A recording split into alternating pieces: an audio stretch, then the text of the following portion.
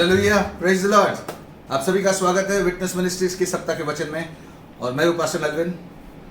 आइए इस आज के विषय में जाने से पहले प्रार्थना करते हैं। अपनी आंखों को बंद करेंगे। परमेश्वर पिता, मैं धन्यवाद देता हूं आज के सारे लोगों के लिए प्रभु जी जो इस समय इस वीडियो को देख रहे हैं, और धन्यवाद देता हूं प्रभु जी कि तू हमारे साथ है इस समय। होने दे परमेश्वर पिता, तेरा प्रकाशन की आत्मा इस समय तू सभी पर उड़े ले। यीशु तेरे लहू का बाड़ा सब पर लगाते हैं और आज सभी के आंखों को तू आत्मिक आंखों को खोल तू प्रभु जी, आत्मिक कानों को खोल, ताकि आज के वचन की पूरी तरह से समझ उनको आए प्रभु जी, आज के वचन की गहराई तक वो समझ पाए प्रभु जी। मैं ये प्रार्थना करता हूँ यीशु के नाम से, और सभी कहेंगे आमीन आमीन। तो आज का मेरा विषय है the day of the Lord, यानी प्रभु का दिन। अब देख रहे हैं प्रभु का दिन, तो आज इस विषय में सीखने वाले हैं। लेकिन इसके पहले फिर से एक बार झलक देखते हैं कि हमने अभी तक क्या सीखा है। हमने शुरुआत की थी रैप्चर और पुनरुत्थान में। अब यहाँ पर क्लोजअप दे सकते हैं, रैप्चर और पुनरुत्थान। फिर हमने इसे दूसरा भाग देखा, इसका गौरवशाली महिमा वाला शरीर। फिर हमने तीसरे बुधवार को देखा, शुरू किया एक नई श्रृंखला जो रैप्चर कब होगा इस विषय में, और इसमें हमने 3 भाग का शिक्षण बताया था। तो हम देखते हैं उसके बाद जो आने वाला है पुनरुत्थान का क्रम, चौथा।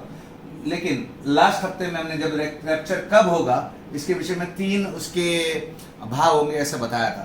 तो पहला भाग हमने ऑलरेडी कवर किया है, वो है 3 views of the rapture. That is rapture के 3 दृष्टिकोण। दुनिया में रैप्चर के बारे में जो दृष्टिकोण माने जाते हैं उसके विषय में हमने बहुत कुछ इन डेप्थ यानी बहुत गहराई से उसे स्टडी किया। और वो था, पहला था प्री ट्रिबुलेशन, यानी 7 साल के क्लेश के पहले रैप्चर होना, ये मान्यता को देखा हमने। दूसरा है मिड ट्रिबुलेशन, यानी 7 साल का जो क्लेश पीरियड है, जो क्लेश का समय है, उसके बीचों बीच रैप्चर होना। और तीसरा है पोस्ट ट्रिबुलेशन, यानी 7 साल के क्लेश समय के बाद कलीसिया का उठाया जाना है, रैप्चर होना। तो ये हमने गए समय पर, गए हफ्ते में देखा। और हमने देखा कि इसको समझने के लिए, to understand the rapture we must understand the day of the Lord. इस स्लाइड को देखिए, to understand the rapture we must understand the day of the Lord. ये है, इस स्लाइड पे हमने खत्म किया था जो लास्ट हफ्ते का शिक्षण जो था। यानी इसका अर्थ हिंदी में ऐसा है कि ध्यान दे, रैप्चर को समझने के लिए आपको समझना होगा प्रभु का दिन क्या है। यानी आज हम जो सीखने वाले वो इसी विषय पर है, प्रभु के दिन के बारे में। और फिर हम अंत करेंगे रैप्चर का समय से। तो रैप्चर कब होगा और रैप्चर का समय, इस विषय पर जाने से पहले हमें ये 2 विषयों को जानना जरूरी है। तो आज हम दूसरे विषय पर जा रहे हैं, जो है रैप्चर को समझने के लिए हमें समझना होगा प्रभु का दिन। तो ये आप देख रहे हैं यहाँ पर the day of the Lord, प्रभु का दिन जिसे कहते हैं। तो ये प्रभु का दिन आखिर क्या है? कई लोगों को लगता होगा कि एक पर्टिकुलर 24 घंटे का दिन होगा ये प्रभु का दिन, यानी एक दिन होगा जहाँ पर प्रभु कुछ करने वाला है या प्रकट होने वाला है या कुछ अच्छा दिन होगा। तो आज हम इसको विस्तार में देखने वाले हैं, इसे पूरी तरह समझने वाले हैं कि ये प्रभु का दिन क्या है। लेकिन इसके पहले एक सवाल, जब आप प्रभु के दिन के बारे में सुनते हैं तो क्या इसका मतलब वो एक दिन है? मन में तो आता है कि दिन मतलब 24 घंटे होंगे, क्या वो एक दिन है? तो आइए वचन से देखते हैं इसका उत्तर क्या है। दूसरा पत्रस 3:8, आइए इस वचन को पढ़ते हैं। दूसरा पत्रस 3:8, हे प्रियो, यह एक बात तुमसे छिपी ना रहे। छिपी ना रहे मतलब आपकी जानकारी में होना जरूरी है। बहुत लोगों को ये वचन पता नहीं होगा, लेकिन अगर पता है भी तो फिर से एक बार याद दिलाते। हे प्रियो, यह एक बात तुमसे छिपी ना रहे कि प्रभु के यह एक दिन 1000 वर्ष के बराबर। प्रभु के यहाँ एक दिन 1000 वर्ष के बराबर है, यानी प्रभु के समझ में एक दिन 1000 वर्ष के बराबर है, और 1000 वर्ष एक दिन के बराबर है। तो इससे संकेत मिलता है कि जो प्रभु का दिन के विषय में जब हम बात करते हैं वो एक दिन नहीं है, बल्कि हो सकता है अनेक दिन हो, एक समय हो दिन के ज्यादा। तो इसका सारांश मैं क्या बता रहा हूं कि प्रभु का दिन एक ही दिन की अवधि से अधिक लंबा समय होगा। मतलब it is more than a period of 1 day, it's more than a 1 day period. So it could be many days, it could be months, it could be years, but it is a continuous time period. सो प्रभु का दिन एक लंबा समय की अवधि है, नहीं एक दिन की अवधि नहीं है, लंबा समय की अवधि। आइए हम इस विषय में जानते हैं। मैं एक बात आपको याद दिलाना चाहता हूं। अगर हमने शुरुआत जब की थी ये बुधवार के सप्ताह के शिक्षण में, लॉकडाउन के समय में, तो मैंने 7 तुरैयों के विषय में पहले सिखाया था। और उस 7 तुरियों के समय पर हमने एक तस्वीर को देखा था जो आपको याद आएगा जब इस तस्वीर को देखते हैं। ये क्या है? इंग्लिश में से लिखा है डे ऑफ द लॉर्ड, यानी प्रभु का दिन। और ये एक पुस्तक है, एक स्क्रोल है। This is a scroll of 7 seals. ये एक पुस्तक है जो 7 मोहरों से बंधा हुआ है। ये 7 मोहरें जब खुलती है उसके अंदर कुछ है। तो हमने ये बात बहुत हफ्तों पहले इस बारे में सीखा था कि जब ये यीशु मसीह ये 7 मोहर खोल देता है तो प्रभु का दिन प्रकट होता है, यानी इसके अंदर प्रभु का दिन है। ये प्रभु का दिन नहीं है, इसके अंदर जो लिखा है वो प्रभु का दिन है। बाहर 7 मोहरों से ये सील किया गया है। So this is sealed with 7 seals and inside this scroll is the day of the Lord, the events of the day of the Lord, यानी उस प्रभु के दिन की अलग अलग घटनाओं को इस पुस्तक में वर्णन किया गया है, अंकित किया गया है जब ये 7 मोहरें खुलती है। तो ये जस्ट आप याद रखिएगा क्योंकि आगे हम इसे और भी सीखने वाले तो मालूम पड़ेगा आपको। तो इस तस्वीर को भी आप याद कीजिए जब आपने पहली बार सीखा था 7 तुरियों के बारे में, 7 कटोरों के बारे में। तो फिर से एक बार मैं याद दिलाता हूं आपको, जब 6 मोहरें खुल जाती है और 7वीं मोहर खुलने पर रहती है तो ये 7वीं मोहर जो है इसे प्रभु का दिन कहते हैं। ये 7वीं मोहर जो है परमेश्वर का प्रकोप को भी कहते हैं। ये 7वीं मोहर जो है महान क्लेश को शुरू करता है, यानी ये टोटल या 7.5 साल का जो समय है वो 2 भाग में बटा है, एक 3.5 साल का समय और दूसरा 3.5 साल का समय। तो पहला 3.5 साल का समय जो है वो क्लेश का समय कहा जाता है, साधारण क्लेश। और जो बाकी का 3.5 साल जो है, जब मसीह विरोधी उस वाचा को तोड़ता है तो बाकी 3.5 साल जो है वो महाक्लेश को दर्शाया गया है, यानी महाक्लेश का नाम दिया गया है। तो वो महाक्लेश, प्रभु का दिन, परमेश्वर का क्रोध, इसका एक दूसरा शब्द है। तो ये जो प्रभु का दिन है वो 7वीं मोहर पे खुलता है, उसी में परमेश्वर का प्रकोप है, यानी परमेश्वर का क्रोध है, उसी में महान क्लेश बोला जाता है, उसी को महान क्लेश बोला जाता है। तो इस प्रभु के दिन में क्या क्या घटनाएं होती है? 7 तुरियां खुल जाती है, 7 तुरियां फूकी जाती है और 7 कटोरे उंडेले जाते हैं, और ये परमेश्वर के क्रोध को दर्शाता है। ये पहली विपत्तियां हैं, यानी हल्का क्रोध है, शुरुआती क्रोध है, और जो अंतिम क्रोध जो है, अंतिम विपत्तियां जो है वो कटोरों के रूप में। तो आप देख रहे हैं 7वीं मोहर पे ये 7 तुरियां और 7 कटोरों का उंडेला जाना दुनिया पे दुष्ट लोगों पर, इसीलिए परमेश्वर का क्रोध कहलाता है। तो ये बात क्लियर हो गया। तो हम आज इसी दिन के विषय में बात करने वाले। ये हमने 7 तुरियों के बारे में तो जाना है, और हमने ये भी कहा था कि 7 तुरियां जो पहला क्रोध है परमेश्वर का, एक वेकअप कॉल जैसा था, यानी परमेश्वर चाहता था कि लोग जागृत हो, फिर से एक मौका दे रहा है उनको जागने के लिए, उसके पास मन फिरा के लौटने के लिए। और उसके बाद 7वीं जब तुरही फूकी जाती है फिर चांस खत्म हो जाता है, यानी फिर अंतिम क्रोध जो भयानक होगा वो 7 कटोरों में उंडेला जाएगा। तो ये आपको क्लियर हो गया। 6 मोहरें और 7वीं मोहर पे खुलता है प्रभु का दिन। तो यहाँ पर मैं दोबारा नहीं जाऊंगा क्योंकि आपको याद है, आप अगर पिछले वीडियोस में जाके फिर से एक बार देख सकते हैं। 7 तुरियों का जो वीडियो था, शिक्षण वीडियो था, उसे फिर से एक बार देखिए तो आपको याद आ जाएगा। तो आइए आगे बढ़ते हैं। तो आइए हम आगे देखते हैं प्रभु का दिन क्या है, और बाइबल के अनुसार हम सीखेंगे। प्रभु का दिन जरा सा जो शब्द है वो बाइबल में 20 बार से ज्यादा उल्लेख किया गया है। प्रभु का दिन, the day of the Lord is mentioned over 20 times, और कई बार बाइबल में दैट डे कहा गया है, वो दिन। पूरा नाम नहीं लिखा है प्रभु का दिन, वो दिन। और वो तो लगभग 86-80 से ऊपर ऐसे वचन है जो वो दिन बोल के दर्शाते हैं। लेकिन अब आज प्रभु के दिन बोलते हैं, तो प्रभु का दिन जो बाइबल में 20 से ज्यादा बार उल्लेख किया गया है, और ये भविष्य की किसी घटना को उल्लेख किया करता है, यानी भविष्य में होने वाली घटना को दर्शाता है। ये हुआ नहीं है, ये होने वाला है। जो पृथ्वी के लोग परमेश्वर के न्याय को देखेंगे, मतलब ये दिन में पृथ्वी पर परमेश्वर का न्याय आएगा। और वो हमने अभी वो पिछली स्लाइड में जो मैं आपको तस्वीर दिखाई उसमें आपको पता चला कि कैसा दंड आने वाला है। तो हम देखेंगे कि बाइबल पुराने नियम और नए नियम, बाइबल तो 2 करार है, पुराना करार, नया नियम, पुराना नियम, ओल्ड टेस्टामेंट, न्यू टेस्टामेंट कहते हैं। इसमें प्रभु के दिन के बारे में क्या कहते हैं, मतलब हमें ये पूरे विस्तार में जानेंगे कि ओल्ड टेस्टामेंट में, यानी पुराने नियम में और नए नियम में, न्यू टेस्टामेंट में प्रभु के दिन के बारे में क्या वर्णन किया है। तो आइए देखते हैं।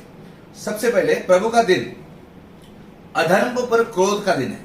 प्रभु का दिन क्या है? अधर्म पर क्रोध का दिन, इट इज एंगर और रॉथ of God on the unrighteous, जो सही लोग नहीं है, जो अधर्मी लोग हैं, उनके ऊपर क्रोध का दिन कहा जाता है। तो ये कहाँ लिखा है? हम यशाया की पुस्तक में जाते हैं, 13वां अध्याय। मैं विश्वास करता हूं अपने अपने बाइबल खोल रखे हैं, और अगर नहीं भी अपने ओपन किया है, आप इस समय लिख सकते हैं इस वचन को, या फिर बाद में आप स्क्रीनशॉट लेके फिर से अभ्यास कर सकते हैं। लेकिन अभी फिलहाल के लिए आप यहाँ पर स्क्रीन पे देखिए, यशाया 13वां अध्याय 6 से 9, और यशाया पुराने करार में है।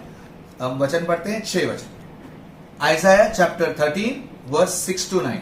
आइजाया chapter 13, once again I'll repeat, Isaiah chapter 13 verse 6 to 9। Verse 6 वचन 6, हाय हाय करो, क्योंकि यहोवा का दिन समीप है। वह सर्वशक्तिमान की ओर से मानो सत्यानाश करने के लिए आता है। तो यहाँ पर वर्णन किया है कि सत्यानाश करने के लिए आता है, किस वो नजदीक है और कुछ होने वाला है, मतलब कुछ दंड आने वाला है। और 7वां वचन कहता है, इस कारण सबके हाथ ढीले पड़ेंगे, मतलब घबरा जाएंगे। ओके, और हर एक मनुष्य का हृदय पिघल जाएगा, घबराहट से पिघल जाएगा, डर जाएंगे, और वे घबरा जाएंगे। देखा यहाँ पर वर्णन किया है। हाँ? उनको पीड़ा और शोक होगा, उनका जच्चा की सी पीड़ाएं यानी उठेंगी। एक माँ को जब बच्चा होता है, यानी प्रसव पीड़ा जैसी पीड़ाएं होगी, जो बहुत दर्दनाक है। मतलब वर्णन कर रहा है यहाँ पर वचन ऐसा, वे चकित होकर दूसरे को ताकेंगे, उनके मुंह जल जाएंगे। सो इस तरह से भयानक होगा वो क्रोध का दिन।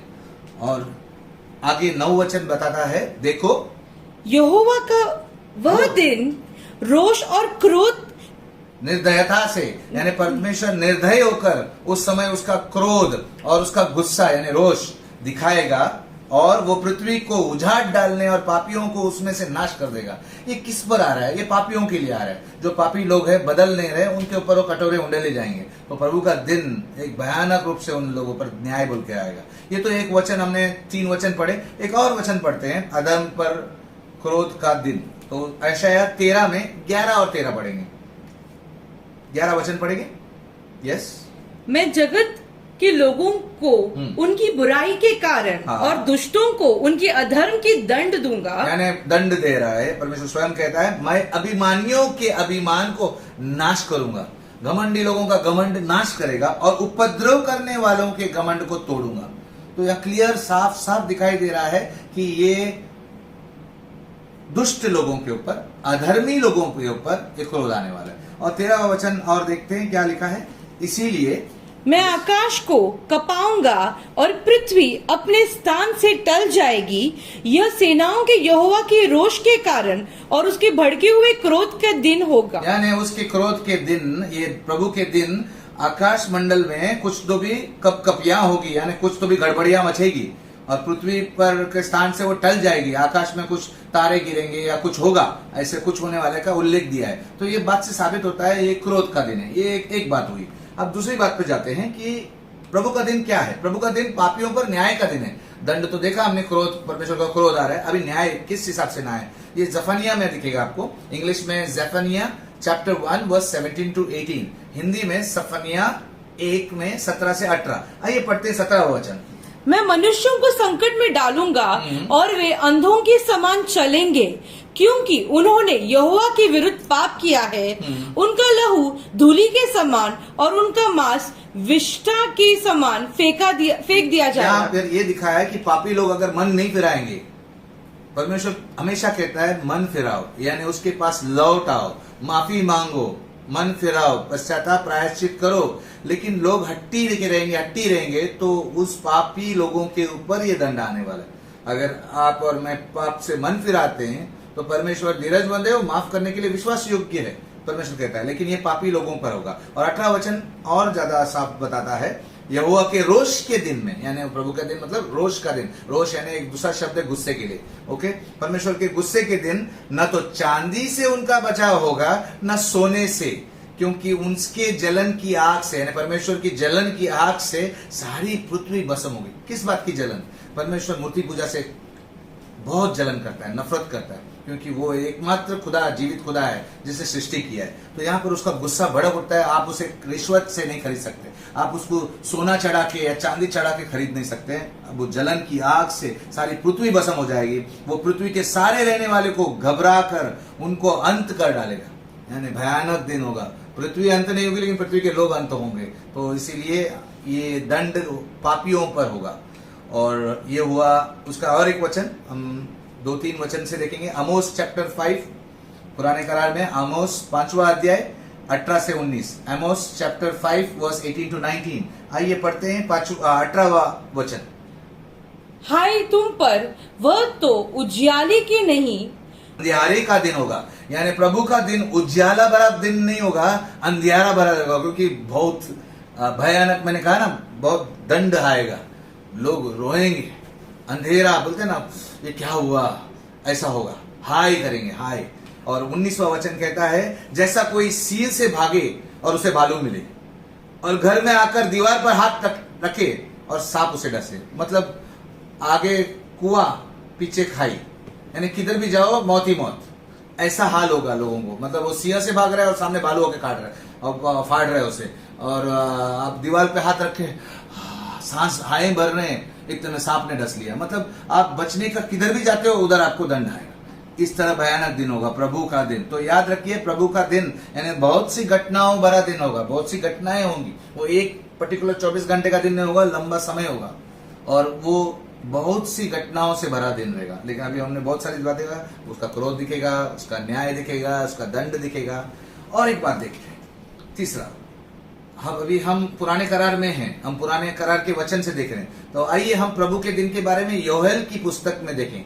ज्यादातर जफनिया और योएल की पुस्तक में प्रभु के दिन के बारे में खास वर्णन किया गया है। तो जफनिया का हमने देखा, अब हम योएल की पुस्तक में देखेंगे। तो आइए योएल की पुस्तक जो पुराने करार में है, उसमें जब देखेंगे तो क्रोध का एक दिन जैसा पहले कभी नहीं हुआ और फिर कभी होगा भी नहीं। यानी वो ऐसा वर्णन किया गया है कि ये दिन कभी आज तक नहीं हुआ। मानव इतिहास में, मनुष्य की जाति के इतिहास में कभी नहीं हुआ ऐसा दिन, और कभी होगा भी नहीं। वो ऐसा टाइप का दिन है। तो योएल 2 में 1 से 2 पढ़ते हैं। आइए पहला वचन पढ़ते हैं। Joel, the book of Joel in the Old Testament, chapter 2 verse 1 to 2। Zion में नरसिंगे फूको, मेरे पवित्र पर्वत पर सांस बांध कर फूको, देश के सब रहने वाले कांप उठे, क्योंकि यहोवा का दिन आता है, वरन वह निकट ही है। वो निकट ही है, जैसे योएल भविष्यवाणी करता है। और दूसरा वचन में कहता है कि वो अंधकार और अंधेरे का दिन है। जैसे हमने पहले के यशाया और जफन्याह के वचनों में पढ़ा, पुराने करार के शब्द वचनों में पढ़ा कि वो अंधेरा भरा दिन है, वो उजाला भरा नहीं है। तो वो अंधकार और अंधेरे का दिन है, वो बदले का दिन है।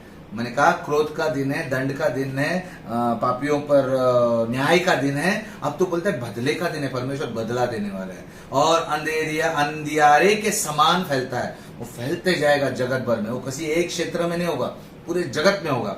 जैसे बोर का प्रकाश पहाड़ों पर फैलता है, कभी सूरज उगते हुए देखा है कैसा वो धीरे धीरे फैलते जाता है, वैसा ये दिन एक शहर से दूसरे शहर फैलते जाएगा। प्राचीन काल में ऐसी कभी ना हुआ, ना उसके बाद फिर किसी पीढ़ी में होगा, ऐसा परमेश्वर का वचन कहता है। तो ये बहुत भयानक क्रोध होगा, प्रभु का दिन। याद रखना इसे अपने जहन में। जब भी बाइबल पढ़ते हो, आप प्रभु का दिन के बारे में जब बात करोगे, वचन को पढ़ोगे, तो आपको याद आएगा कि प्रभु का दिन यानी दंड का दिन, क्रोध का दिन, बदले का दिन।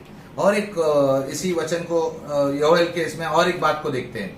प्रभु के पास लौटने के लिए अंतिम कॉल का दिन है। प्रभु का दिन का मतलब योएल के अनुसार ये अंतिम वेकअप कॉल है। यानी ये परमेश्वर जागृत होने के लिए, जाग जाने के लिए, नींद में से सो के उठने के लिए एक कॉल दे रहा है। मैंने अभी पीछे एक तस्वीर दिखाई थी आपको, जिसमें मोहरे थी, जिसमें कटोरियां थी, तुरियां थी, 7 तुरियां और 7 कटोरे थे। तो मैंने कहा वो 7 तुरियों का जो समय होगा वो वेकअप कॉल का समय होगा। यानी परमेश्वर पापियों को और एक मौका दे रहा है, सुधर जाओ। लेकिन उस समय दंड गिर रहा है, लेकिन उस समय भी अभी वो बोल रहा है कि सुधर जाओ, अभी भी मेरे पास फिरो। योएल में इसे खास परमेश्वर ने बात किया है इसमें, इस भविष्यवक्ता से। Joel chapter 2 verse 10 to 13 speaks about how this is a wake up call, a final wake up call for the world. Final, इसके बाद चांस नहीं कोई। सुधरना है तो तभी सुधरना है, क्योंकि सामने सामने देख रहे हैं कि दंड होगा, सामने सामने उनके ऊपर प्रकोप करे, परमेश्वर का क्रोध पड़ेगा, परमेश्वर का गुस्सा को देखेंगे और तब भी नहीं सुधरे तो फिर कुछ नहीं, कोई नहीं बचा सकता, ना चांदी ना सोना। आइए देखते हैं योएल चैप्टर 2 वर्स 10 to 13, वचन 10 पढ़ते हैं। उनके आगे पृथ्वी कांप उठती है और आकाश थरथराता है। यानी परमेश्वर के क्रोध के आगे पृथ्वी तक कांप उठती है और आकाश थरथराता है। सूर्य और चंद्रमा काले हो जाते हैं। मैंने कहा ना एक जगह पे वचन मैंने पढ़ा कि ऊपर आकाश में कुछ होने वाला है, तो सूर्य और चंद्रमा काले हो जाते हैं और तारे नहीं झलकते। एक तरह से ग्रहण जैसा सिचुएशन है और तारे तक गिर जाते हैं, यानी दोनों ग्रहण, सूर्य ग्रहण, चंद्रमा ग्रहण। ओके, और 11वां वचन पढ़ो। यहोवा अपने उस दल के आगे अपना शब्द सुनाता है। परमेश्वर जो स्वर्गदूतों का दल है, उनकी सेना जो है, उनके सामने एक शब्द सुनाता है। वो वर्णन नहीं किया कि क्या शब्द होगा, लेकिन सुनाता है क्योंकि उसकी सेना बहुत ही बड़ी है, जो अपना वचन पूरा करने वाला है, वह सामर्थी है। यीशु के बारे में वर्णन है, जो वचन अपना पूरा करता है, सत्य वचन है, वो खुद स्वयं वचन है और वचन पूरा करता है, वो सामर्थी है। क्योंकि यहोवा का दिन बड़ा और अति भयानक है। कौन सह सकेगा? ये भविष्यवक्ता बोलता है कि मैं जो दर्शन देखा कि इतना भयानक है, कौन सह सकेगा, कोई टिक नहीं पाएगा। और वाकई ऐसा होगा। लेकिन मैंने कहा कि 2 भाग में, एक अंतिम, एक पहली विपत्तियां और बाद में एक अंतिम विपत्तियां, यानी शुरुआती क्रोध और अंतिम क्रोध। अंतिम क्रोध कटोरों से भरा हुआ है और शुरुआती क्रोध जो है तुरियों का फूकने से होता है। एक एक तुरियों पर एक एक दंड आता है, तो एक एक महामारी आती है। तो मैं बोल रहा हूँ कि पहला जो है मौका देगा, लेकिन फिर भी नहीं करेंगे तो बाद में कौन सह सकेगा? खत्म होना है, नाश होना है, भुगतना है सब। और 12वां वचन कहता है तो भी यहोवा की वाणी है, यानी इतना भयानक होने के बाद भी मैं कह रहा हूं, परमेश्वर कहता है तो भी परमेश्वर की वाणी है, अभी भी सुनो भाई, उपवास के साथ रोते पीटते अपने बुरे मन से फिर कर मेरे पास आओ। यानी वो शुरुआती क्रोध में परमेश्वर कह रहा है तो भी सुधर जाओ, मन फिराओ, अभी भी लौट आओ, मैं माफ करूंगा। कितना अच्छा परमेश्वर है, वो सब्र करता है। लेकिन हम ही जिद्दी बनकर अगर उसके पास लौटेंगे नहीं तो फिर वो कटोरों वाला दंड, यानी उसका बड़ा क्रोध, अंतिम क्रोध, वो डेला जाएगा और वो बहुत भयानक होगा, कोई सह नहीं सकेगा। 13 वचन पढ़ेंगे। अपने वस्त्र नहीं, अपने मन ही को फाड़कर। और यहाँ पर परमेश्वर विशेष रूप में योएल भविष्यवक्ता से ये कहलवा रहा है लोगों को कि ऊपर से सॉरी मत बोलो। बहुत से लोग आज मसीह लोग सॉरी बोलकर पल्ला झाड़ते हैं, पाप करते हैं और सॉरी, ये शब्द सॉरी से कुछ नहीं होता है।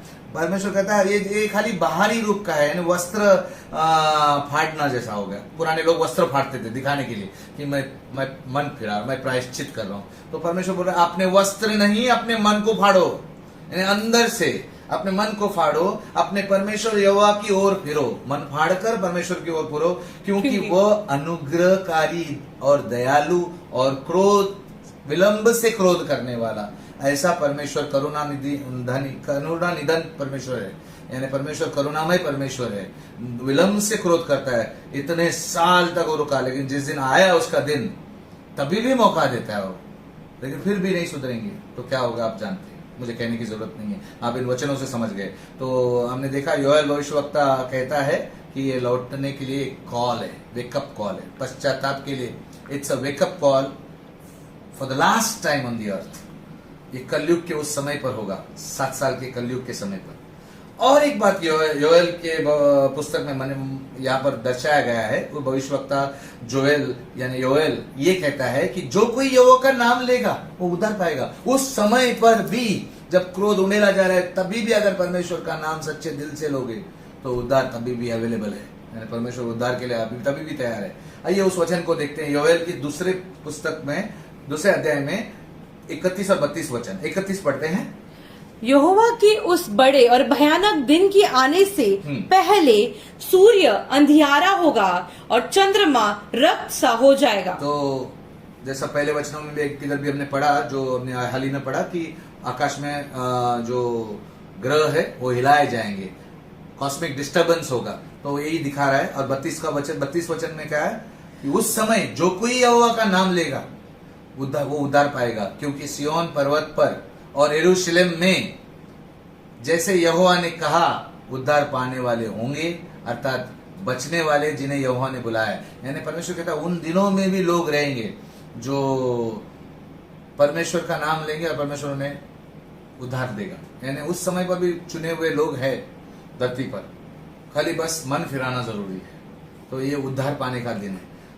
और एक बात को देखते हैं, प्रभु के दिन के संकेत। योहेल पुस्तक में, ये जब हमने अभी पढ़ा योहेल पुस्तक को, जो योहेल का दूसरा अध्याय जो पढ़ा, उसमें हमें कुछ संकेत दिखाई दिए। वो था सूर्य और सितारे काले हो गए, चंद्रमा रक्त में बदल गया, मतलब लाल हो गया। तो आइए वचन को देखते हैं। योहेल 2 अध्याय 10 और 31। ये हमें पढ़ने की जरूरत नहीं क्योंकि हमने ऑलरेडी पढ़ा। मैं आपको फिर से एक बार लेके जाता हूँ वो स्लाइड पे, पिछले 2 स्लाइड में। पिछले 2 स्लाइड में देखते हैं, हमने कहा 10वां वचन, दूसरा अध्याय 10वां वचन, यहाँ पर दिख रहा है 10वां वचन। जब 10वां वचन पढ़ना। उनके आगे पृथ्वी कांप उठती है और आकाश थरथराता है। हाँ। सूर्य और चंद्रमा काले हो जाते हैं और तारे नहीं चमकते। तो ये एक साइन है, this is a sign of the day of the Lord, मतलब एक संकेत है कि प्रभु का दिन शुरू हो गया। तो शुरुआत कैसी होती है?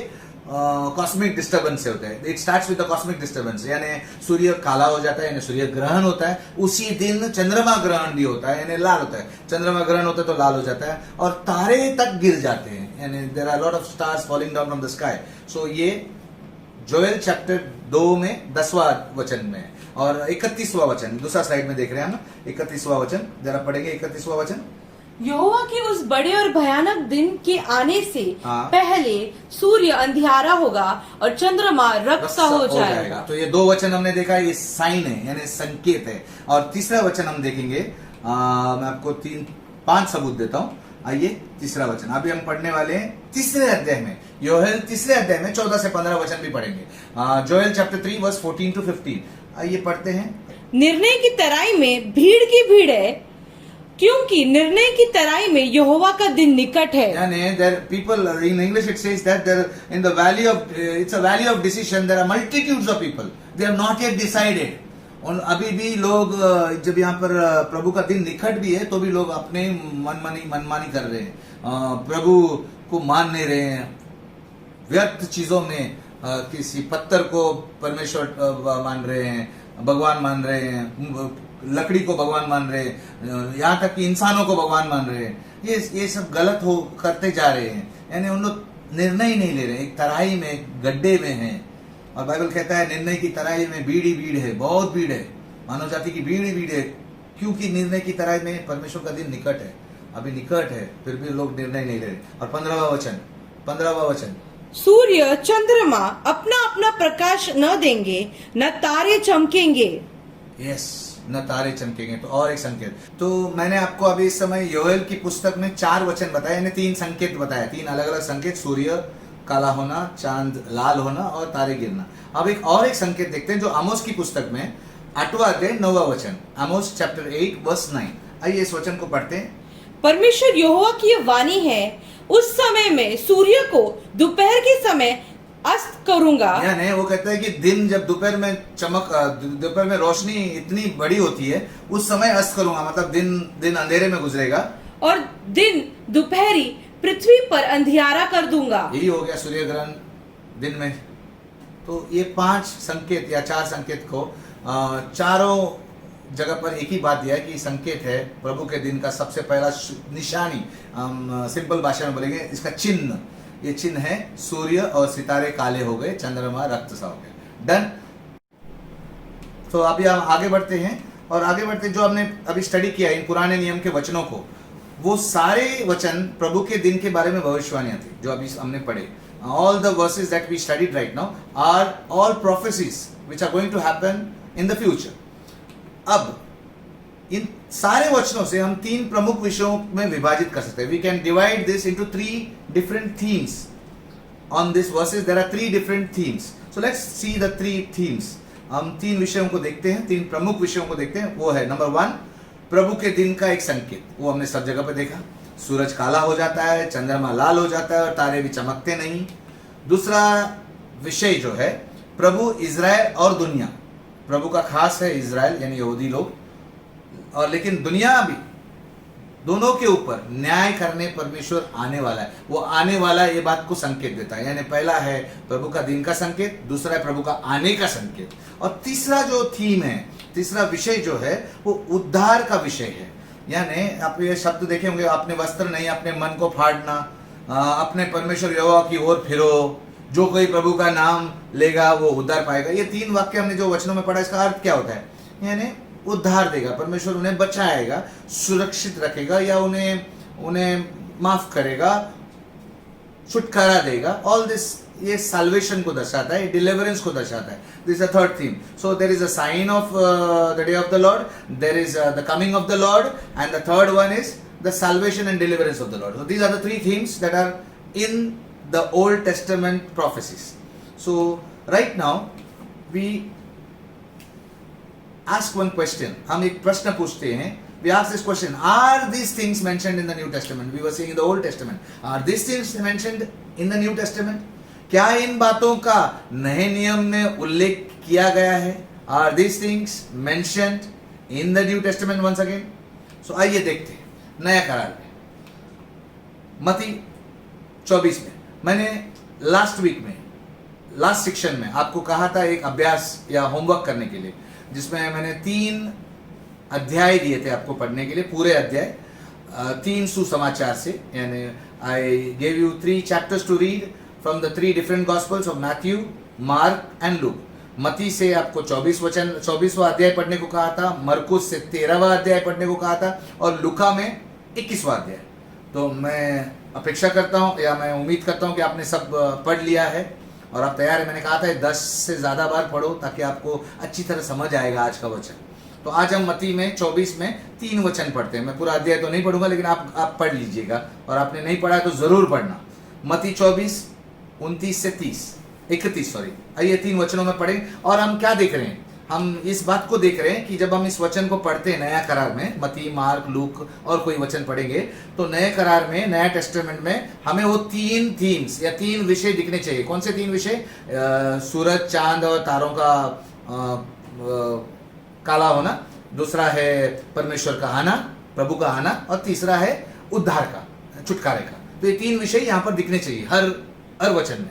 तो मत्ती 24 में देखेंगे 3 विषय दिखते कि नहीं। पहला वचन पढ़ते हैं 29। आइए पढ़ते 29, मैथ्यू चैप्टर 24 वर्स 29। उन दिनों में क्लेश के बाद तुरंत सूर्य अंधियारा हो जाएगा और चांद का प्रकाश जाता रहेगा और तारे आकाश से गिर पड़ेंगे और आकाश की शक्तियां हिलाई जाएंगी। तो यहाँ पर पहला थीम दिखाई दे रहा है। First theme is been fulfilled. Second वचन, उसका दूसरा वचन 30 पढ़ते हैं। तब मनुष्य के पुत्र का चिन्ह आकाश में दिखाई देगा। तब ये जब होगा, तब आकाश में मनुष्य के पुत्र यानी यीशु मसीह का चिन्ह दिखाई देगा, और तब पृथ्वी के सब कुलों के लोग छाती पीटेंगे और मनुष्य के पुत्र को बड़ी सामर्थ से और ऐश्वर्य के साथ आकाश के बादलों पर आते हुए देखेंगे। यानी परमेश्वर का आना, प्रभु का आना दिख रहा है। अब तीसरा थीम भी होना चाहिए, वो है 31 पीछे।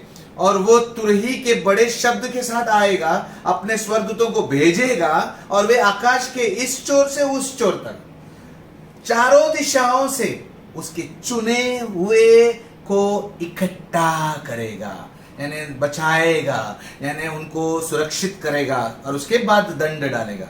तो ये 3 विषय पूरे हो गए मत्ती में, और ये खुद यीशु मसीह के शब्द है। और एक सुसमाचार में जाते हैं जो है, आपको समझ गया होगा, मरकुस 13। मरकुस 13 में भी हम 4 वचन पढ़ते हैं, जो भी 24, 25, 26 और 27। आइए मार्क चैप्टर 13 वर्स 24 to 27, 24 वचन पढ़े। उन दिनों में उस क्लेश के बाद सूरज अंधेरा हो जाएगा और चांद प्रकाश न देगा। अगेन वही बात है, पहला वाला थीम। और आकाश के तारंगन गिरने लगेंगे और आकाश की शक्तियां हिलाई जाएंगी। तो वही पहले वाला थीम। आगे फिर से एक बार, अभी दूसरा 26। तब लोग मनुष्य के पुत्र को बड़ी सामर्थ और महिमा के साथ बादलों में आते देखेंगे। यानी दूसरा विषय जो था परमेश्वर का आना, वो भी पूरा हो गया।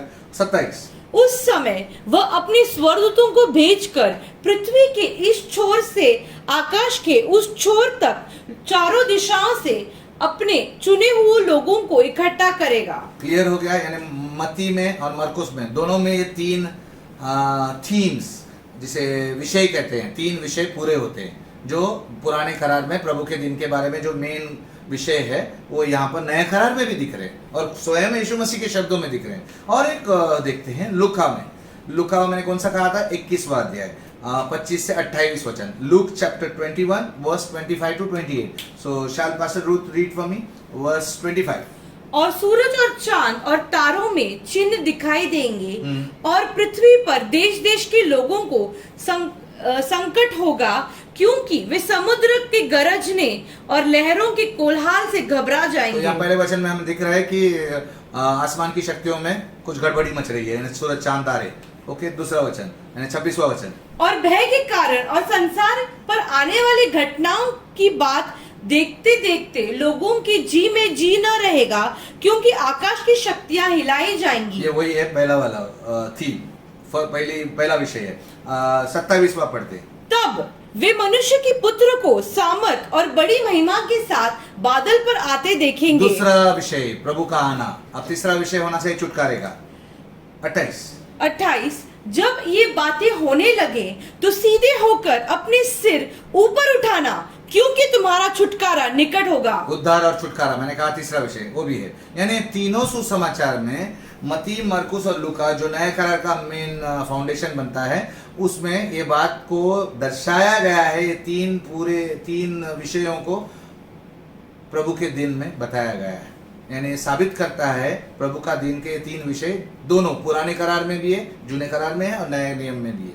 तो आइए अब और एक पुस्तक को लेते हैं जो है यूहन्ना के बाद वाली पुस्तक जो है प्रेरितों के काम, दूसरा अध्याय 20 से 21। The Acts of the apostle, this is the book after the gospel of John. Acts of the apostle chapter 2 verse 20 to 21। Please read from 20 Hindi में। प्रेरितों के काम 2 में 20। हाँ। प्रभु के महान और तेजस्वी दिन के आने से पहले सूर्य अंधेरा और चांद लहू सा हो जाएगा। प्रभु का दिन आने से पहले ये ऐसा होगा। Okay, next. और जो कोई प्रभु का नाम लेगा वही उद्धार पाएगा। वही उद्धार पाएगा। ये नहीं तीसरा वाला, पहला और तीसरा। दूसरा वाला खाली मेंशन नहीं किया कि प्रभु का आना है, तो समझने वाली बात है कि वो होगा पूरा। ये हो गया।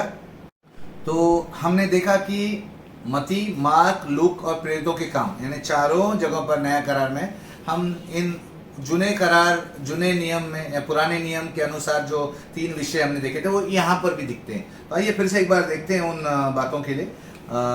इन नए नियमों के वचनों से भी प्रभु के दिन के बारे में तीन प्रमुख विषयों में विभाजित कर सकने वाली बातें वो है, नंबर 1 सूर्य, चंद्रमा और सितारों का चिन्ह। दूसरा, यीशु सामर्थ और महान महिमा में आता है। तीसरा, उद्धार और छुटकारा। ये वचन कैसे वचनों में मिलता है? अपने चुने हुए लोगों को इकट्ठा करना, जो कोई प्रभु का नाम लेगा उद्धार पाएगा। इससे मालूम पड़ता है कि छुटकारा और उद्धार। तो ये तीन विषय यहाँ पर प्रभु के दिन के साथ नए नियम में भी जोड़े गए हैं। तो आगे बढ़ते हैं। इन तीन विषयों के आधार पर क्या प्रकाशित वाक्य की पुस्तक में भी प्रभु के दिन का उल्लेख किया गया है? नया करार में है, जुना करार में है, प्रकाशित वाक्य भी नया करार में, लेकिन प्रकाशित वाक्य जो है अंत के समय का शिक्षण है।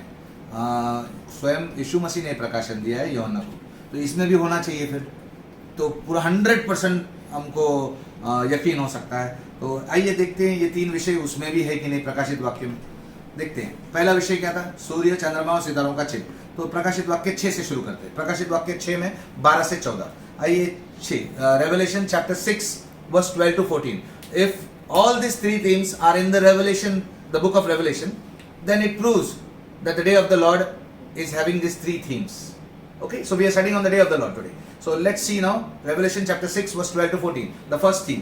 प्रकाशित वाक्य 6 में 12। Yeah. जब उसने छठवीं मोहर खोली तो मैंने देखा कि एक बड़ा भूकंप हुआ और सूर्य कंबल के समान काला और पूरा चंद्रमा लहू के समान हो गया। तो आपने देखा यहाँ पर फर्स्ट साइन, सूर्य, चंद्रमा, सितारे का चिन्ह।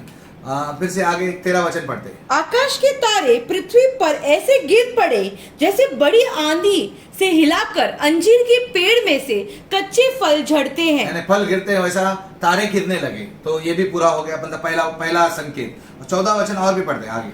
आकाश ऐसा सरक गया जैसे पत्थर लपेटने से सरक जाता है और हर एक पहाड़ और टापू अपने अपने स्थान से टल गया। ये कब हुआ? जब छठी मोहर, यहाँ पर हम देख रहे हैं, छठी मोहर के खुलते ही, मैंने कहा ना 7 मोहरों की पुस्तक, अब 6 मोहर खुल चुकी है और ऐसा होता है, यानी ये संकेत दिखाई देता है कि प्रभु का दिन आने वाला है। ये पहला संकेत, ये सूर्य, चांद, यहाँ तक तारे भी गिरते हैं। और ये मैं तस्वीर फिर से आपको याद दिलाना चाहता हूँ, प्रभु का दिन लिखा है इस पर, यानी ये पुस्तक के अंदर प्रभु का दिन है। अभी 6 मोहर खुल चुकी है, छठी मोहर खुल चुकी है और हम जा रहे हैं अभी दूसरे संकेत की, दूसरा थीम की ओर। We are going to the second theme, that is the coming of our Lord Jesus, the coming of the son of man. यीशु का सामर्थ और महिमा से आना। ये हम अब 14 तक पढ़े थे, अब 15 से 17 पढ़ेंगे। रेवलेशन चैप्टर 6 में 15 to 17। 15 पृथ्वी के राजा और प्रधान और सरदार और धनवान और सामर्थी लोग और हर एक दास और हर एक स्वतंत्र पहाड़ों की गुफाओं और चट्टानों में जा छिपे।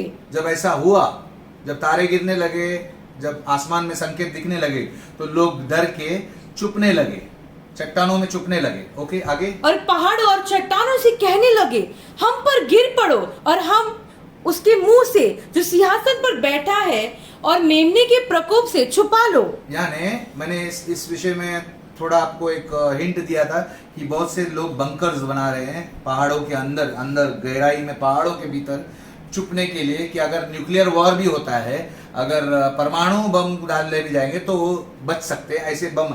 तो ये एक तरह से उसी तरह का संकेत यहाँ पर चिन्ह, ऐसा अर्थ समझ में आता है कि लोग पहाड़ों में जाते हैं, वो बंकर्स में जाते हैं, शायद उनको पता है कि कुछ होने वाला है क्योंकि आसमान से सब गिरने लगा है। और वे कह रहे हैं कि सिंहासन पर जो बैठा है परमेश्वर और मेमने का प्रकोप आ पड़ा है, उससे छुपा लो।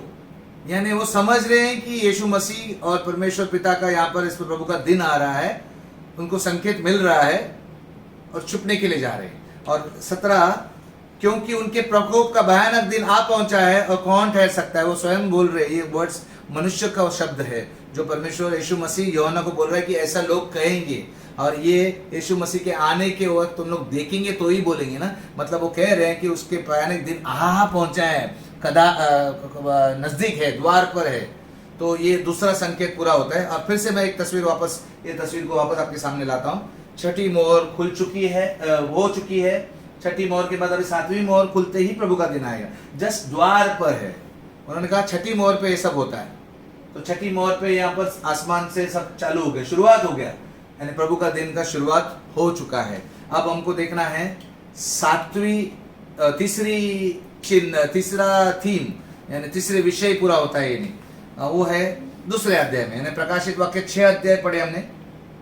अब प्रकाशित वाक्य 7वें अध्याय में जाएंगे, 9 वचन से पढ़ते हैं। 9 वचन, Revelation chapter 7, we were in Revelation chapter 6, so now we are going ahead in the next chapter of 7, verse 9, 13 and 14. So let's read 9. प्रकाशित वाक्य 7वां अध्याय 9वां वचन पढ़ते हैं। आइए पढ़े पास्टर रुथ। इसके बाद मैंने दृष्टि की और हर एक जाति और कुल और लोग और भाषा में से एक ऐसी बड़ी भीड़ जिसे कोई गिन नहीं सकता था, श्वेत वस्त्र पहने और अपने हाथों में खजूर की डालियां लिए हुई सिंहासन के सामने और मेमने के सामने खड़ी है। यानी यहाँ पर यूहन्ना को प्रभु यीशु मसीह ये दिखा रहा है कि धरती पर जब ऐसा हो रहा है तो वो स्वर्ग में दिखा रहा है। बाद में तुरंत उसके बाद लोग इकट्ठा हुए, भीड़ की भीड़, जाति के, कुल के लोग, भाषा, यानी अलग अलग जाति के लोग ऊपर जमा हुए हैं। तो जब वो आगे पूछता है, इस पर प्राचीनों ने, वहां पर स्वर्गदूतों ने उनसे पूछा, मुझसे कहा, ऐसा यूहन्ना कहता है, ये श्वेत वस्त्र पहने हुए कौन है और कहां से आए हैं? हाँ 14। तो यूहन्ना कहता है, मैंने उनसे कहा, ये स्वामी तू ही जानता है, मुझे थोड़ी मालूम है कौन है। तो उसने मुझसे कहा, पढ़ो, ये वे हैं जो उस महान क्लेश में से निकल कर आए हैं। इन्होंने अपने अपने वस्त्र मेमने के लहू से धोकर श्वेत किए हैं। आमेन। यानी ये वो लोग हैं जो प्रभु के क्रोध से बचे हुए हैं, बचाए गए हैं, ये छुटकारा पाए हैं और ये महान क्लेश है। फिर से एक बार मैं वो तस्वीर आपको लेके जाना चाहता हूँ। एक सेकेंड, आप ये देखिए इस तस्वीर में, यहाँ सॉरी माफ कीजिए, हाँ ये मैंने कहा कि यहाँ पर महाक्लेश, क्योंकि पहली विपत्ति अंतिम विपत्ति महाक्लेश का समय है, तो यहीं पर से वो उठाए गए, यानी परमेश्वर ने उन्हें इकट्ठा किया, उन्हें छुड़ाया, क्योंकि विपत्तियां आने वाली है, जो पहली विपत्तियां हैं, अंतिम विपत्तियां आने वाली है, उनमें से छुड़ाया। तो ये वे लोग हैं। समझ में आया आपको? क्लियर हो गया? यानी तीनों थीम्स प्रकाशित वाक्य में भी पूरा हो रहे। तो यहां पर हमने देखा 14वां वचन भी देखा। अब हम देखते हैं, it says that the day of the Lord, all the three themes are in Revelation. The day of the Lord shows all the three themes even in Revelation. प्रभु के बारे में, प्रभु के दिन के बारे में जो तीन विषय हमने जो बात की, जो जुने करार में और नए करार में, वो प्रकाशित वाक्य में भी है। उसमें पहला है सूर्य, चंद्रमा और सितारों का चिन्ह। दूसरा क्या है? यीशु का सामर्थ महान महिमा में आना। और तीसरा है salvation, gathering of his elect, redemption of the is drawing near, everyone who calls on the name of the Lord will be saved, salvation belongs to the Lord, यानी उद्धार और छुटकारा। तीसरा, ये तीनों थीम्स, तीनों विषय प्रकाशित वाक्य में भी पूरा हो, कोई शक नहीं अभी कि जुने करार पुराने नियम में है, नए नियम में है, और नए प्रकाशित वाक्य में भी है, जो नए नियम में ही आता है। लेकिन हम एक स्पष्ट रूप से देख रहे हैं कि ये तीनों विषय या तीनों थीम्स प्रभु के दिन को बनाते हैं। The day of the Lord consist of all this three things. अब ये डे ऑफ द लॉर्ड यानी प्रभु का दिन के बारे में हमने जाना। रैप्चर के बारे में क्या? What about the rapture? Rapture के बारे में क्या? फिर रैप्चर का क्या? तो आइए देखते हैं रैप्चर का क्या। दूसरा थेसलोनियन 2 में जाएंगे।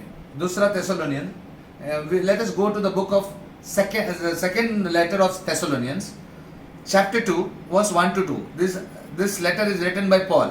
ये पौलुस ने लिखी हुई पत्री है थिस्सलुनियों के लोगों के लिए। दूसरा थिस्सलुनियों, दूसरा अध्याय, पहले से दूसरा वचन हम पढ़ेंगे। हे भाइयों, हम अपने प्रभु यीशु मसीह के आने और उसके पास इकट्ठा होने के विषय में तुमसे विनती करते हैं। तो क्या क्या कह रहा है? मैं अंडरलाइन किया है, यीशु मसीह के आने और उसके पास अपने इकट्ठा होने, यानी दूसरा और तीसरा विषय यहां पर है, सेकेंड एंड थर्ड थीम। तो ये किसके बारे में कह रहा है? ये आप जानते हैं, day of the Lord. Okay, कि किसी आत्मा या वचन या पत्री के द्वारा जो कि मानो हमारे ओर से हो, ये समझकर कि प्रभु का दिन आ पहुंचा है, तुम्हारा मन अचानक अस्थिर ना हो जाए और ना तुम घबराओ। तो यहाँ पर पौलुस भी ये बात कहता है। हमने देखा यीशु मसीह ने मत्ती, मरकुस, लूका में बताया, यहाँ तक कि प्रकाशित वाक्य में बताया। अभी हम देख रहे हैं कि पौलुस भी बोल रहा है कि जो थीम्स है ये प्रभु का दिन ही है। मतलब वो कह रहा है कि अगर ऐसा कोई बताया जो पत्री से वगैरह कि अभी आ गया, ऐसा मतलब, मैंने कहा ये भविष्य की घटना है, यानी हमारे दिनों की कलयुग की घटना है, तो ये प्रभु का दिन आ गया ऐसा मत समझो। मतलब वो भी कह रहा है कि वो ही प्रभु का दिन है। ये जो विषय है, ये जो थीम्स है, ये प्रभु के दिन के थीम्स है, यानी पौलुस से भी साबित होता है। आगे बढ़ते हैं, पहला थिस्सलुनियन, ये दूसरी पत्री हमने पढ़ी थी अभी। Now we are going to the first letter of Thessalonians. पहला थिस्सलुनियन 4 अध्याय 17 वचन। आइए पढ़ते हैं 17वां वचन। तब हम जो जीवित और बचे रहेंगे उनके साथ बादलों पर उठा लिए जाएंगे कि हवा में प्रभु से मिले, और इसी रीति से हम सदा प्रभु के साथ रहेंगे। तो आप सभी को ये वचन याद है? हमने जब रैप्चर और पुनरुत्थान का विषय शुरू किया था तो इस बात से शुरू किया था, इस वचन से, 13वां वचन से 18 वचन तक गए थे। लेकिन मैंने इसमें से एक ही वचन लिया। ये वचन क्लियरली साबित करता है, इसमें कोई बहस नहीं, हर कोई इससे सहमत है कि ये रैप्चर पर एक महत्वपूर्ण वचन है। अगर पूरी बाइबल में रैप्चर के विषय में अगर कोई वचन है तो ये पहला थिस्सलुनियन 4 अध्याय में 13 से 18, और उसमें 17 वचन साफ बताता है कि रैप्चर के बारे में, यानी कलीसिया का उठाया जाना, आरोहण होना, हमें बादलों पर उठाया जाना, धरती से निकालना। तो यहाँ पौलुस रैप्चर के बारे में लिखता है। 4 अध्याय 18 वचन तक वो रैप्चर के बारे में लिख रहा है, और फिर अध्याय 5, उसके बाद अध्याय 5 तुरंत लिखता है अभी यहाँ पर एक ध्यान रखना है, मुझे आपको एक बात बताना है। जब आप एक लेटर लिखते हो अपने संबंधियों के लिए, अपने दोस्तों के लिए, तो क्या आप उसमें अध्याय लिखते हो, वचन लिखते हो? ये पहला वचन है, दूसरा वचन है, तीसरा वचन, मैं आपसे प्यार करता हूँ, मैं मुंबई से कल आने वाला हूँ, दूसरा वचन, तीसरा वचन, मैं गाड़ी पकड़ने वाला हूँ, ऐसा नहीं लिखते ना। आप एक पत्री को पूरा तरह से एक साथ लिखते हैं। तो जो पौलुस ने भी लिखा था तो उसने भी इसी तरह से एक साथ लिखा था। लेकिन स्कॉलर्स जो बाद में विशेषज्ञ लोग थे, उन्होंने इस वचन, परमेश्वर के वचन जो भी लिखे गए थे, पत्रियां जो लिखी, उसको विभाजित किया अध्यायों में, वचनों में, ताकि हम आसानी से पढ़ सके, आसानी से अभ्यास कर सके। तो पौलुस यहाँ पे जब पत्री लिख रहा था तो जैसे उसने 4:17 लिखा, उसके बाद 4:18 लिखा, उसमें लिखा है कि इसी तरह सबको शांति दिया करो। और फिर जाता है 5वां अध्याय पहला वचन। आइए देखते हैं 5वां अध्याय पहला वचन, उसी के बाद आता है। तो पहला वचन क्या कहता है? 1 Thessalonians chapter 5 verse 1 and 2। पर हे भाइयों, इसका प्रयोजन नहीं कि समय और कालों के विषय में तुम्हारे पास कुछ लिखा जाए। मतलब वो कहता है कि अभी इसका प्रयोजन नहीं है, जरूरी नहीं है मैं कुछ लिखूं इस समय, लेकिन वो आगे बढ़ता है क्योंकि तुम आप ठीक जानते हो कि जैसे रात को चोर आता है, वैसे ही प्रभु का दिन आने वाला है। यानी लिखते लिखते पौलुस बता रहा है कि ऐसा क्या होगा जब यीशु की कलीसिया को उठाया जाएगा, जब यीशु वापस आएगा तो उसकी कलीसिया को उठा ले जाएगा, तब क्या होगा, ऐसा कैसा होगा, ऐसा क्या होगा? वो बोलता है कि चोर जैसा ऐसा होगा, जैसे रात को चोर आता है। मतलब समय नहीं लिख सकता। वो बोलता है मैं समय के बारे में लिखना जरूरी नहीं है, क्योंकि प्रभु ने तो खुद ही बोला है कि वो समय कोई नहीं जानता है, सिर्फ परमेश्वर पिता जानता है। और चोर जब आता है रात को थोड़ी बोलकर आता है कि मैं 3 बजे या 4 बजे आऊंगा, वो तो अचानक आ जाता है।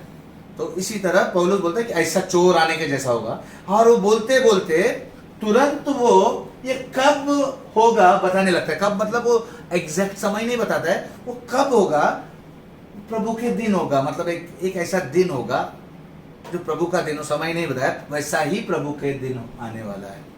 तो क्या समझ में आया आपको? क्या समझ में आ रहा है? Have you missed the fact that the day of the Lord and the rapture are the same event? I asked you this question. आप इस बात पर चिंता न करो कि क्या हम इस तथ्य को समझने में चूक गए हैं, क्योंकि हमने 3 दृष्टिकोण पहले देखा, pre tribulation, mid tribulation, post tribulation. यानी 7 साल का जो कलयुग का आखिरी 7 साल होंगे, उसके पहले हम उठा लिए जाएंगे, रैप्चर हो जाएंगे, या बीच में रैप्चर हो जाएंगे, या 7 साल के बाद रैप्चर होंगे। ये अलग अलग दृष्टिकोण बैठ नहीं रहे थे, यानी फिट नहीं हो रहे थे। कोई ना कोई वचन जम नहीं रहा था। हमने वो सारे देखे, अनुमान देखे, समस्या देखे। तो हम कहीं ऐसा तो नहीं कि किस तथ्य को समझने में चूक गए कि प्रभु का दिन और रैप्चर एक ही घटना है। माफ कीजिएगा, फिर से एक बार इस सवाल को आपको बोल रहा हूं। क्या हम इस तथ्य को समझने में चूक गए हैं कि प्रभु का दिन और रैप्चर एक ही घटना है? यानी प्रभु का दिन मतलब रैप्चर है। मैं भी यहां पर समाप्त आज के लिए कर रहा हूं, लेकिन ये विषय में और भी बाकी है। और मैं मानता हूं कि कभी भी पूरा तरह से शिक्षण देना, अधूरा शिक्षण सत्य नहीं होता, पूरा शिक्षण होना चाहिए। तो इसीलिए हम आज के लिए, क्योंकि ये शिक्षण बहुत बड़ा है, आज का विषय था प्रभु का दिन, इसे मैं दो भागों में बांटा हूं। यानी अगले बार आज का मैं यहीं पर समाप्त होता हूं, क्योंकि ऑलरेडी हम 37 स्लाइड्स के ऊपर गए। तो ये अगला भाग दे, हम उसे और थोड़ा आगे बढ़ेंगे। ये किस तरह से फिट बैठता है, हर भविष्यवाणी फिट बैठती है, ये हम देखेंगे। लेकिन फिर से एक बार ये सवाल मैं आपको सुना रहा हूँ, आपको पूछ रहा हूँ। Let this question remind you something. क्या हम इस तथ्य को समझने में चूक गए हैं कि प्रभु का दिन और रैप्चर एक ही घटना है? दोस्तों, अगर ये बात सच है, रैप्चर और day of the Lord same है, ये बात सच है, तो जो मैं अभी बताने वाला हूं ये सारे पॉइंट्स भी सच होंगे। सभी भविष्यवाणियां स्वाभाविक रूप से फिट होगी। जो प्रॉब्लम दूसरे दृष्टिकोण में थे, pre tribulation, post tribulation, mid tribulation में थे, उस जो भी वचन फिट स्वाभाविक रूप से फिट नहीं होते, तो यहां पर फिट होंगे। सभी भविष्यवाणियों में सामंजस्य यानी तालमेल होगा। सब भविष्यवाणियां सभी वचन के साथ तालमेल होगा। और अन्य दृष्टिकोण के साथ सभी समस्याओं का जवाब दिया जाएगा। यानी जो समस्या उन 3 दृष्टिकोणों में थे, इसमें आपको उत्तर मिलेगा। और चौथी बात, कोई वचन का विरोधाभास भी नहीं होगा, कोई भी वचन विरोध करते हुए नहीं दिखेगा। जैसे उन दृष्टिकोणों में कोई ना कोई वचन विरोध में था, सही नहीं लग रहा था, तो यहाँ पर कोई भी ऐसा वचन विरोधाभास में नहीं होगा। अगर ये रैप्चर और प्रभु का दिन एक घटना है तो हम इसकी आगे जांच करेंगे। मैंने कहा आज मैं इसी पर समाप्त करने वाला हूँ, यहीं पर। आगे जो जांच है हम अगले हफ्ते देखेंगे, और उसी के साथ हम और एक बात को देखने वाले हैं अगले हफ्ते। वो ये शिक्षण का दूसरा भाग होगा। आज प्रभु के दिन का पहला भाग और प्रभु के दिन का दूसरा भाग अगले हफ्ते में होगा, जिसका विषय प्री रॉथ दृष्टिकोण। हमने प्री ट्रिबुलेशन दृष्टिकोण देखा, मिड ट्रिबुलेशन दृष्टिकोण देखा, हमने पोस्ट ट्रिबुलेशन दृष्टिकोण देखा। अब हम प्री रॉथ दृष्टिकोण देखेंगे। ये भी इंग्लिश शब्द है, लेकिन इसका हिंदी में नीचे मैंने अनुवाद दिया है, क्रोध के पूर्व रैप्चर, यानी परमेश्वर के क्रोध के पूर्व। पहले 3 दृष्टिकोण वो क्लेश का 7 साल का समय के पहले का एक था, एक बीच का था, एक 7 साल के समय के बाद था। ये परमेश्वर का क्रोध उन 7 सालों में कहीं जब गिर रहा है, उसके पहले रैप्चर होगा, उसके विषय में। उसको कहते हैं प्री रॉथ दृष्टिकोण, प्री रॉथ दृष्टिकोण। This is a view of pre wrath rapture, and which we are going to see it in the next coming Wednesday in the weekly word, the pre wrath rapture. तो आज हमने ये बातों को सीखा। मैं विश्वास करता हूँ आप एक इस विषय को पूरी तरह समझ पाए, और इसको और समझने के लिए और जांचने के लिए हम अगले हफ्ते जा रहे हैं। मैं चाहता था तो यहीं पर समाप्त कर सकता था इस पूरे विषय को, लेकिन मैं इसे 2 भाग में बांट दिया ताकि आपको और थोड़ा सा वचन से और बता सकूं। क्योंकि मुझे यकीन है कि आप जब और वचन जब अगले सप्ताह में देखेंगे तो आपको कोई डाउट नहीं होगा, कोई संदेह नहीं होगा रैप्चर कब होगा। आप पूरी तरह से यकीन कर सकेंगे हर वचन को साथ लेकर। तो आइए इस समय हम प्रार्थना में जाते, अपनी आंखों को बंद करेंगे। परमेश्वर पिता, मैं धन्यवाद देता हूँ सभी दर्शकों के लिए जो भी इस समय उपस्थित है यहाँ पर इस वीडियो को देख रहे हैं।